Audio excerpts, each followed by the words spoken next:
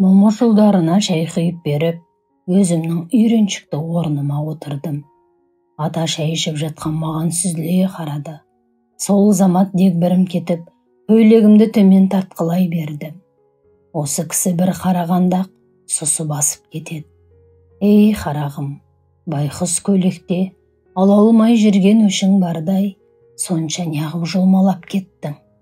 Жеті туралы өзің не білесің? Кәне айтқын, деді өктемдеу үнмен. Мен бе? Мен, Құдай-ай, қайтадан быдықтай бастадым.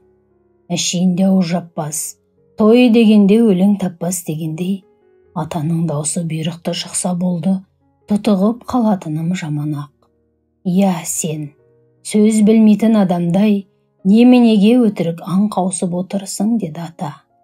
Тағы кішкене бөгілсем, басқада сипаттамаға ілігермін деп білемін ғой, бірақ сіз секілді жіктей алмаймын, дедім. Мен саған жіктеп талда дегенім жоқ, білгеніңді бәлсінбей айтқын, деді. Дұрыс айтасың, әке, бұл түк білмегенсіп қалады, бірақ ылғи бір саусағы бүгулі жүреді деп, мына жақтан бәкеңнің жаны кіріп қалды. Қақпайламашы деп баласына қолын сермеп, маған қарап сөйле дегендей иегін көтерді. Шегінер еш жол қалмады. Апам намаз оқитын.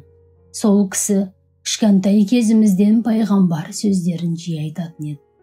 Мұхаммед пайғамбардың хадистерінде пендені үлкен апатқа соқтыратын 7 күнәдан сақтандырыңдар делініпті.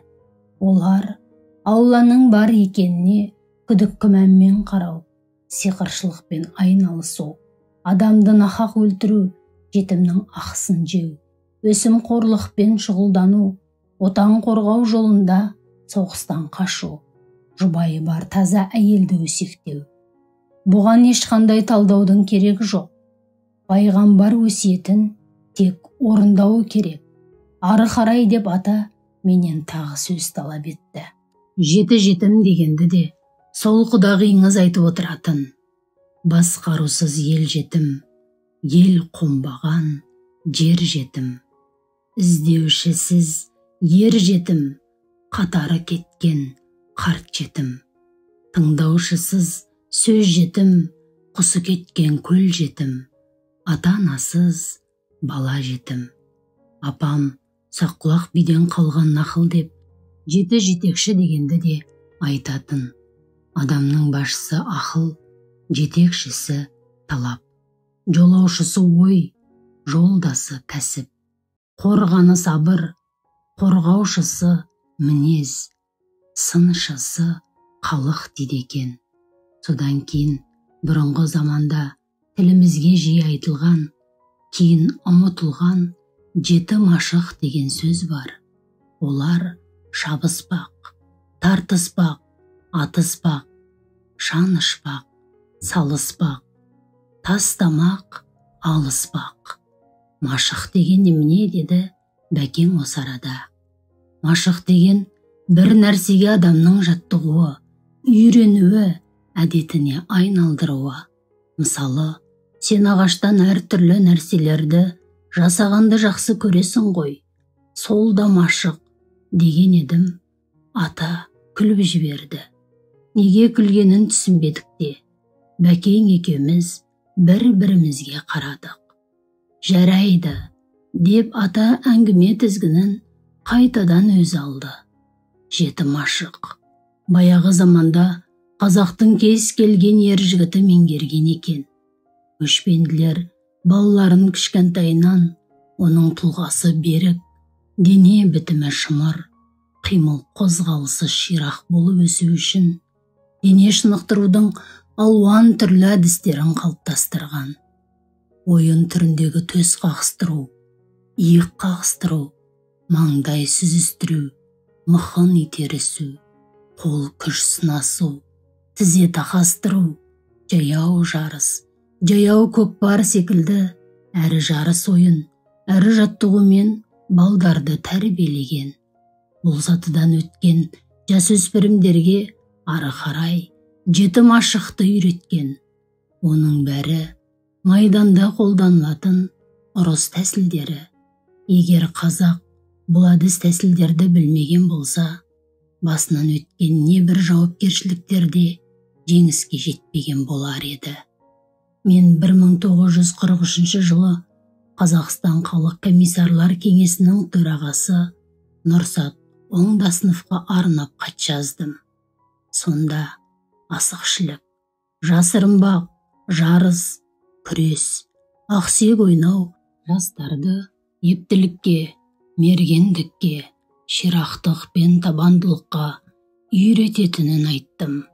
Сонымен бірге көкпар, бәйге, аударыспақ, тартыспақ, алыспақ секілді ойындар батылдыққа, қайсарлыққа баулып, бұлшық еттерін шынықтырып, тарамыстарын мықым жетілдіреді дедім.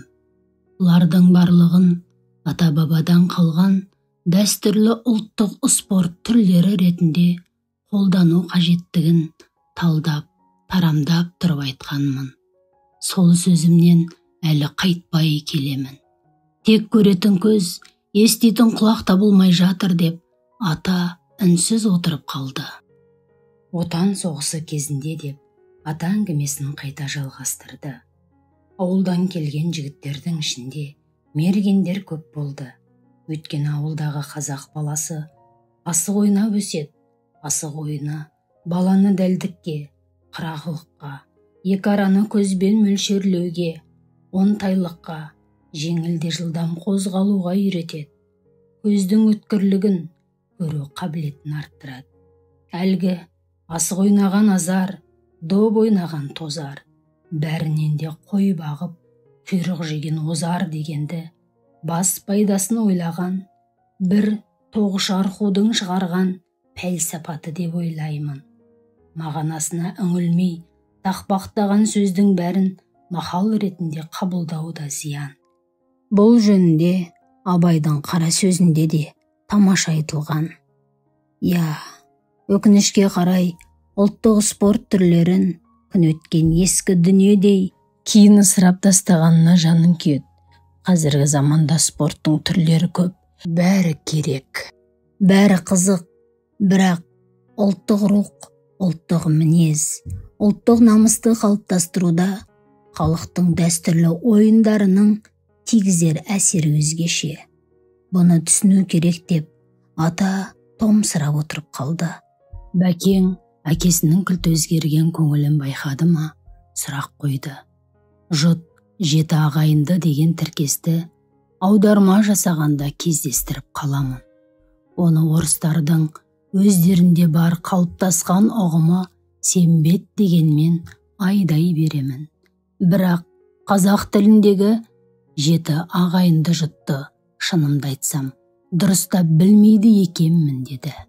Ата бірден селк етіп ықыластана жауап берді.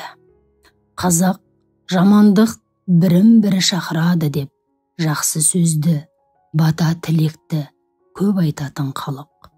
Әжем марқұм абайлап сөйлеңдер, кесір кесапатты сөзден аулақ болыңдар.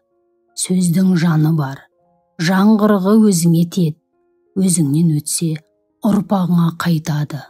Арамастан арам ой жаман деп жамандықтан сақтандырушы еді. Әйтсе де апат айтып келе ме? Табиғаттың өз заңдылықтары бар. Ғарыштық өлшем адамға бағынбайды.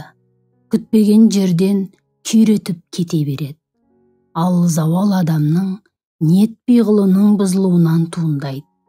Иман жұтап, әлсірегенде нәпсі күшейеді.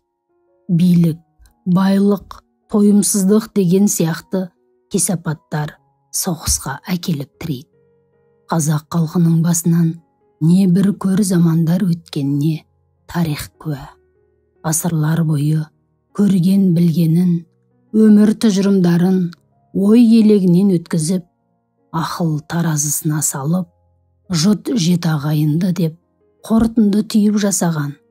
Олар мыналар: оба індеті, соғыс, зілзала, жер сілкіну, су тасқыны, өрт апаты, құрғақшылық, аштық, мал қырылу, яғни жұт. Ел ішінде жұт жетеу, салақпен 8, олақпен 9 деп қосып та жатады. Осы кезде телефон сылдырлады. Бара жатып дәлізде ілулі тұрған сағатқа қарасам, 9-дан асқан екен. Кім болды екен, кештетіп қоңырау шалған деп, алло дедім. Мама, кеш жарық. Хабарласып тұрған балам екен. Кеш жарық, неге ұйықтамай жүрсің? Қазір апама берем телефонды деді ол. Апам мән жайды ұқтырды. Балам ойнап жүріп, сүрініп құлап, шекесін көгертіп алыпты. Енді сол жазылғанша бармаймын. Әйтпесе, тентек болдың деп, ата ұрсады деп, мұнда келуге көнбей жатқан көрінеді. Өткенде үйдің ішінде қатты жүгіріп, оңбай жығылып, бақырып жылағанда, ата аяудың орнына баламды бір сілкіп, сөгіс жариялаған еді. Соны ұмытпаса керек. Мен келгенде әкелі балалы екеуі сұраулы жүзбен қарады. Жағдайды баяндадым. Атаның өңі жылып сала берді. Бала деген жығылады, сүрінеді, жердің қаттылығын біледі. Қауіп қатер бар екенін ұғады, ыстық пен суықты сезеді, ащы мен тәттіні ажыратады. Сөйтіп жүріп айналасын таниды. Бала жетіге келгенше жерден таяқ жейді деп қазақ соны айтады. Әр нәрсе өз заманына жарасып, өз заманына келіседі. Бұрынғы кезде қазақтың жетіге келген баласы ата-анасының қол қанаты, көмекшісі болған. Үйінің қозы-лағын бағып, мал қайырып, қой сауғызып, отын суға көмектесіп, еңбекке ерте араласқан. Жетіге толған балаға әркім шамасына қарай ауылға той жасап, бәсіре таятаған. Міне, жетіге толдың, ат жалын тартар, мінер жігіт болдың деп, баланы оңды өсуге талпындырып, жауапкершілікті жүктеген. Өзінің жекеменшік тайы болуы қазақ баласы үшін зор қуаныш. Ендігі жерде ол бәсіресін уақытымен жуасып, мезгілімен суғарып, жал құйрығын тарап дегендей күтімін өзі жасайды. Сөйтіп қазақ баласы кішкентайынан мал танып өседі, ерте есейеді. Күнделікті өмір тіршіліктен көретін талғамы көбейген соң ақылы толысады, ой санасы жетіледі. Өйткені еңбек жағдайы адамды өзгертеді.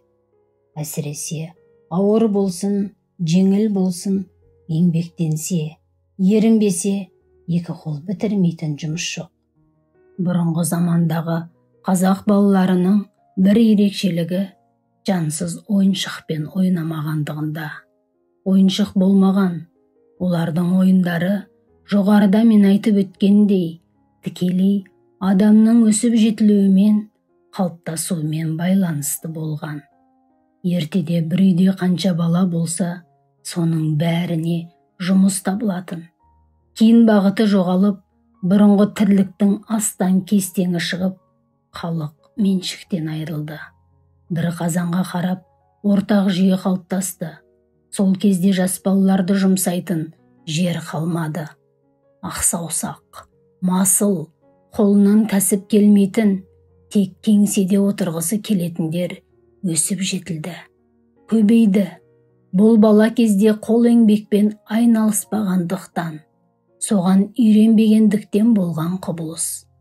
Әсіресе қалалы жерде бәрі дайын, су тасымайды, отын қамдап керегі жоқ, аула сыпырмайды, қар күремейді. Оны істейтін адам бар. Бұл заманда балалық шақ ұзарып кеткен. 30-ға келгенше бір шеге қағып көрмегендер, ата-ананың мойнында отырғандар жеткілікті. Бұл жағынан алғанда, ауыл балаларының өмір салты әлі де басқаша. Ауылда қора қопсығы, бірді екілі болса да малға, егістікке, қырманға қарап, тағы басқа толып жатқан жұмыстарды атқарады. Сол үшін ауыл баласы қала балаларына қарағанда әлде қайда ширақ, денелі, қолда аяқты пысық келеді. Кейбір білгіштер бала еңбегін пайдаланды деп бай балам салады.